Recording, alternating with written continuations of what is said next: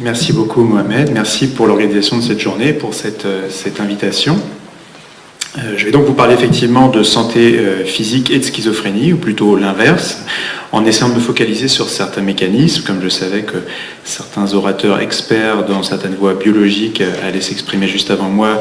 J'ai juste évoqué de façon brève certains mécanismes biologiques, mais je vais plutôt m'intéresser ici à la qualité des soins somatiques qui sont apportés aux personnes atteintes de schizophrénie. Voici mes liens d'intérêt, j'en ai pas beaucoup en rapport avec le contenu, enfin en tout cas peu de conflits d'intérêt en ce qui concerne le contenu de cette présentation. Un point qu'il est habituel de rappeler avant ce type de présentation, qui a été réévalué d'ailleurs récemment dans un article paru dans le Lancet Psychiatry, c'est que les personnes atteintes de troubles mentaux sévères, au premier rang desquels la schizophrénie, présentent une espérance de vie réduite de façon considérable par rapport à la population générale. 15 ans, c'est beaucoup plus que certaines pathologies chroniques, somatiques par exemple. Donc ce chiffre, une première méta-analyse avait il y a maintenant 10 ans attiré l'attention sur cette différence d'espérance de vie, avec une évaluation qui était à l'époque à peu près la même, et surtout qui avait montré que cette diminution de l'espérance de vie, contrairement aux idées reçues, s'expliquait essentiellement par une mortalité de causes naturelles. Alors bien évidemment, quand on prend les causes non naturelles, le risque relatif notamment de suicide, mais aussi accident, homicide, est très augmenté. Mais en ce qui concerne le risque absolu, c'est bien sûr la mortalité de cause naturelle qui l'emporte, et toutes causes confondues, quasiment toutes ici, aussi bien les maladies cardiovasculaires que les maladies respiratoires, infectieuses ou les cancers. Et puis, depuis 2007, ce que l'on peut dire, c'est que ce gap d'espérance de vie entre la population générale et les personnes atteintes de troubles mentaux sévères, en particulier de schizophrénie, a plutôt tendance à s'accentuer. Ça, ce sont des données suédoises qui suggèrent que ce soit pour la mortalité toute cause naturelle ou ici cardiovasculaire, aussi bien chez les hommes que chez les femmes, on a une augmentation au fil du temps de ce gap, de cette surmortalité entre la population générale et les personnes atteintes de schizophrénie. Des données plus récentes, cette fois-ci au Royaume-Uni, montrent la même tendance, aussi bien pour schizophrénie que troubles bipolaires.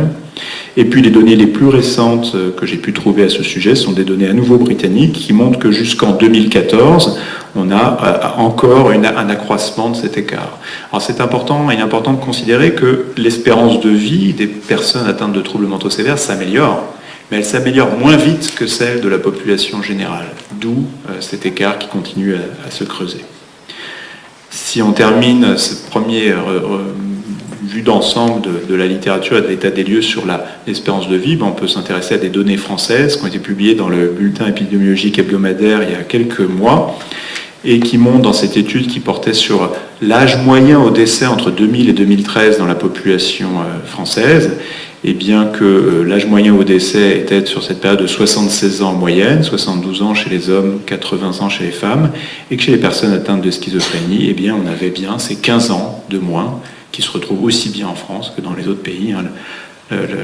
L'âge moyen au décès pour les hommes atteints de schizophrénie était de 55 ans pour les hommes atteints de schizophrénie, 67 ans pour les femmes atteintes de schizophrénie. Et là aussi, évidemment, le suicide fait partie des causes les plus augmentées, mais c'est uniquement relatif. Dans l'absolu, ce sont bien les causes classiques, cardiovasculaires et cancéreuses, qui sont les premières causes de mortalité dans cette population. Alors, quels sont les mécanismes qui expliquent ce lien entre schizophrénie et mortalité précoce de causes naturelles?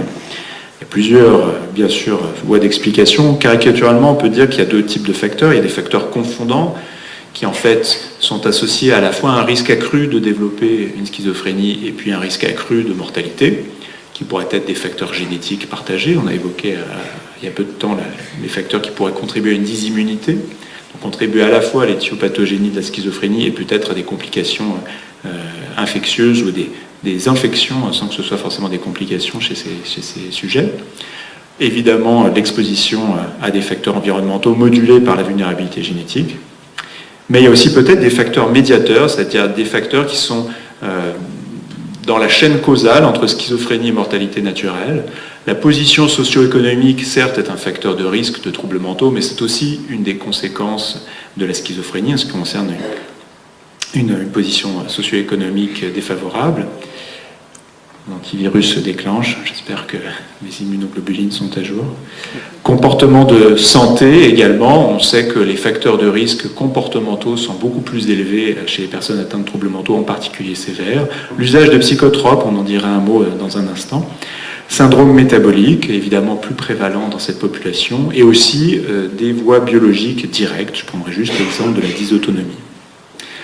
Un mot sur cette étude que nous avions menée il y a quelques années dans la cohorte Gazelle pour dire que ce désavantage en termes de santé physique associé à la maladie mentale sévère se voit y compris pour des niveaux optimum de protection sociale.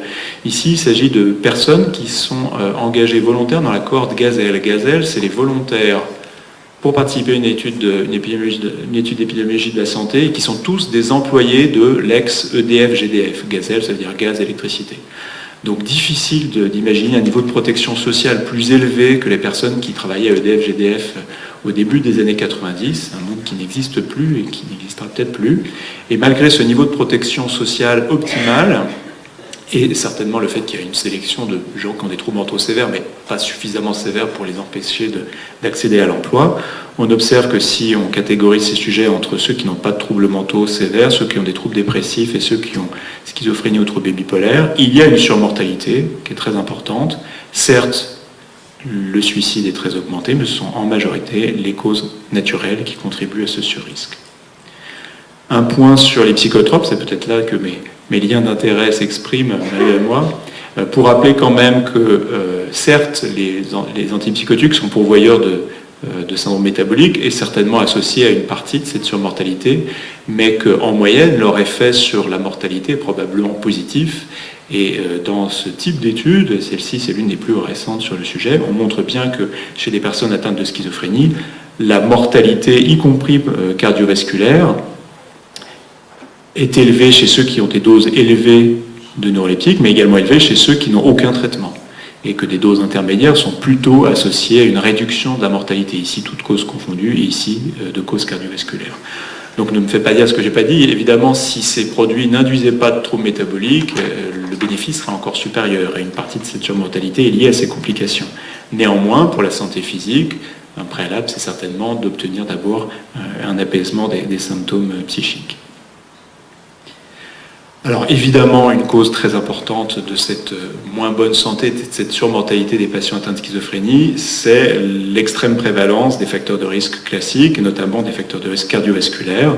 Vous avez ici des chiffres de tabagisme, de dyslipidémie, de diabète, d'hypertension, d'obésité, qui sont des causes de mortalité évitable importantes dans la population générale. Et on voit que leur prévalence est 2 à 5 fois plus élevée que dans la population générale. Néanmoins, quand on utilise des équations de risque pour prédire, par exemple, l'incidence des maladies cardiovasculaires telles que devrait engendrer ce profil de risque cardiovasculaire, on observe qu'on sous-estime l'incidence de la maladie cardiovasculaire chez ces patients, chez ces personnes. Donc ce que ça signifie, c'est que probablement seulement une partie de cette surmortalité cardiovasculaire est expliquée par ces facteurs de risque classiques et que possiblement d'autres mécanismes, peut-être des voies biologiques, jouent un rôle. Un exemple ici de voie biologique potentielle, c'est le défaut de balance sympatho-vagale que l'on peut observer chez les personnes atteintes de schizophrénie, y compris quand elles n'ont pas de traitement psychotrope. La balance sympatho-vagale qu'on peut mesurer de diverses façons. La façon la plus simple, c'est de mesurer les variations du rythme cardiaque en fonction du rythme du cycle respiratoire. Et on sait que c'est un facteur de risque à part entière de maladies, ou plus exactement de décès de causes cardiovasculaires. Donc il existe peut-être une prédisposition biologique à ces maladies cardiovasculaires. Je ne pouvais pas ne pas parler de l'inflammation, en même temps je ne vais pas en dire grand-chose, puisque tout a été dit, je pense. Il existe des liens bilatéraux entre inflammation et schizophrénie, certainement modulés là aussi par une prédisposition génétique au gré d'événements, notamment d'événements infectieux. Mais il existe aussi des liens très clairs, indépendamment de tout trouble mental, entre inflammation de Lagrade et risque cardiovasculaire. Et par ailleurs, un certain nombre de facteurs de risque cardiovasculaire sont eux-mêmes pourvoyeurs de niveaux plus élevés d'inflammation. On pense au stress de façon générale, au tabagisme, à l'obésité abdominale, et pour ceux d'entre nous qui s'intéressent parfois à la santé bucco-dentaire de nos patients atteints de schizophrénie, on sait ce qui peut en être à ce niveau-là également. Par ailleurs, nous disposons désormais de modèles qui nous permettent de relier des phénomènes psychologiques aussi ubiquitaires que le stress à, d'une part, un risque cardiovasculaire accru, mais d'autre part, à ces médiateurs potentiels au niveau cérébral, mais également au niveau périphérique, avec là aussi le rôle d'une stimulation de l'inflammation de façon systémique, mais également localement au niveau de la plaque ici d'athérome. Voilà pour les médiateurs. Comme je vous l'ai dit, je voulais insister malgré tout dans cette présentation sur un point qui me semble particulièrement important, certes qui me tient à cœur, comme ça a été rappelé en tant que psychiatre de liaison. Sans doute certains d'entre vous dans cette pièce ont cet intérêt. C'est la possibilité que les patients atteints de troubles mentaux sévères bénéficient de soins de moindre qualité. Alors je ne vais pas utiliser le terme de perte de chance au sens du droit civil, mais plutôt, oui, au sens de soins suboptimaux. Et essayer de décliner quelques éléments par ordre presque chronologique. L'utilisation du système de santé, notamment du système de santé en ce qui concerne les soins primaires assurés par les médecins généralistes, on le sait, est considérablement réduit en cas de troubles mentaux sévères. Ce sont des données nord-américaines chez des personnes qui bénéficient toutes du même niveau de protection sociale, et on voit que la schizophrénie divise par 2 le recours à la médecine générale. C'est un exemple parmi d'autres d'études qui suggèrent que quand ils ont recours aux soins primaires, ces personnes ont plutôt recours, par exemple, aux services d'urgence pour des pathologies aiguës ou décompensées. Est-ce que ça peut aboutir à un retard au diagnostic ? Je vais me cantonner à l'exemple du cancer. Il y a beaucoup de données dans le champ de la dépression et du retard au diagnostic des cancers, mais il commence à y en avoir également dans le cadre des troubles mentaux plus sévères. Un exemple caricatural de ce type d'étude, là encore c'est une sélection, forcément on ne peut pas passer en revue toutes les études, et celle-ci, qui est une étude cas témoins qui porte sur les cancers digestifs. Le groupe de cas ici sont des personnes atteintes de schizophrénie et le groupe contrôle des personnes non atteintes de schizophrénie. Tous se sont vus diagnostiquer et proposer un traitement pour un cancer digestif. Le premier résultat, c'est que la prise en charge survient à un stade bien plus avancé chez les personnes atteintes de troubles mentaux. Vous voyez par exemple le stade 4, c'est 1/3 des patients quand ils ont un trouble mental sévère comorbide, alors que c'est 18%, 2 fois moins, des patients quand ils n'ont pas de trouble mental sévère. Donc d'emblée, on peut savoir qu'à diagnostic égal, même à incidence égale, s'il n'y avait pas plus de facteurs de risque, malgré tout, le diagnostic fait plus tardivement, à un stade plus sévère, et donc avec probablement une mortalité plus importante. Et par ailleurs, cette probabilité de diagnostic plus tardif n'est pas explicable, en tout cas uniquement partiellement, par les autres facteurs qui sont pris en compte dans cette étude: le genre, l'âge, la comorbidité somatique au-delà du cancer, le niveau socio-économique, le statut tabagique et le type de cancer. Par ailleurs, on sait que la survie après un cancer est moindre chez les personnes qui souffrent d'un trouble mental sévère. Ce sont des données qui ont été recueillies par une équipe d'épidémiologistes, notamment en Australie. C'est en fait la population d'Australie occidentale qui est ici étudiée. Et on voit que les patients qui ont des troubles mentaux, qui apparaissent ici en pointillé, ont une survie plus faible, aussi bien les hommes que les femmes, après le diagnostic d'un cancer. Si le diagnostic de cancer est là, et le nombre de patients encore en vie au gré des années ici, eh bien on voit qu'en pointillé, vous avez une survie plus faible, une mortalité plus importante, plus rapide chez les personnes atteintes de troubles mentaux. Est-ce que ça pourrait être lié au stade plus avancé lors du diagnostic ? On sait déjà que dans cette population, ils ont plus souvent des métastases au moment du diagnostic. Et par ailleurs, si on prend le délai entre le diagnostic qui est ici et la chirurgie, alors chirurgie dans les années dans lesquelles a été faite cette étude, il n'y avait quasiment pas de cancer curable sans passer par la case chirurgie. Désormais, on sait que les choses changent, mais à l'époque, c'était comme ça. Et on voit que, premièrement, les personnes atteintes de troubles mentaux se voient au final moins souvent que les autres proposer une chirurgie, peut-être parce que le stade est d'emblée inaccessibles à la chirurgie. Et quand c'est le cas, eh bien, c'est beaucoup plus tardivement que dans la population générale. Ce qui m'amène également à prendre en considération les données de certaines méta-analyses. Ici, c'est une méta-analyse relativement récente sur mortalité, enfin schizophrénie et mortalité par cancer. Si on regarde les chiffres, les premières études dans ce domaine-là, qui datent des débuts des années 90, on trouvait des résultats contrastés, proches de rien du tout, mais en fait, certains types de cancers se voyaient moins souvent diagnostiqués chez les patients atteints de schizophrénie, et d'autres peut-être un peu plus. Et ce qui a été souvent retenu de cette étude de Mortensen, c'est notamment que la schizophrénie pourrait protéger contre certains types de cancers. Et puis curieusement, au fil des années, on voit que la schizophrénie protège de moins en moins contre le cancer. Et l'hypothèse que l'on peut faire, c'est qu'il y a 30 ans, on mourait d'hémoptysie massive et que désormais, on meurt de cancer du poumon compliqué d'une hémoptysie massive parce que le diagnostic a été fait et que cette possibilité d'être dans les statistiques comme étant quelqu'un décédé du cancer est désormais plus accessible aux patients ayant des troubles mentaux sévères. Donc peut-être simplement une sous-estimation de cette mortalité par cancer. Pareil qu'au lieu de mourir d'un cancer digestif, on mourrait d'une occlusion intestinale aiguë. Est-ce qu'il y a un traitement suboptimal à diagnostic égal? Je vais prendre là l'exemple des maladies cardiovasculaires et je vais vous présenter brièvement les résultats d'une étude Princeps qui avait été menée par Benjamin Druss et qui est vraiment exemplaire dans ce domaine. C'est une étude de revue de dossiers, 88 000 patients ayant été admis après un premier syndrome coronarien. Et on regarde si, à l'issue de leur séjour en unité de soins intensifs, on leur a proposé un certain nombre de traitements. Une reperfusion, donc il n'y avait pas d'angioplastie à l'époque, ou très peu, mais donc c'était fibrinolyse et pontage, aspirine, bêta-bloquant, IEC et un conseil à l'arrêt du tabac. Pareil, pas de statine à l'époque. Si l'indication était jugée idéale, on voit que tout de même, pour la reperfusion, à indication idéale, le fait d'avoir un trouble mental, et ici c'est tout trouble mental confondu, diminue la probabilité de bénéficier de la reperfusion, qui est le principal traitement qui va conditionner le pronostic ensuite. Et puis, si l'indication était non idéale, à ce moment-là, tous les indicateurs de qualité des soins sont abaissés.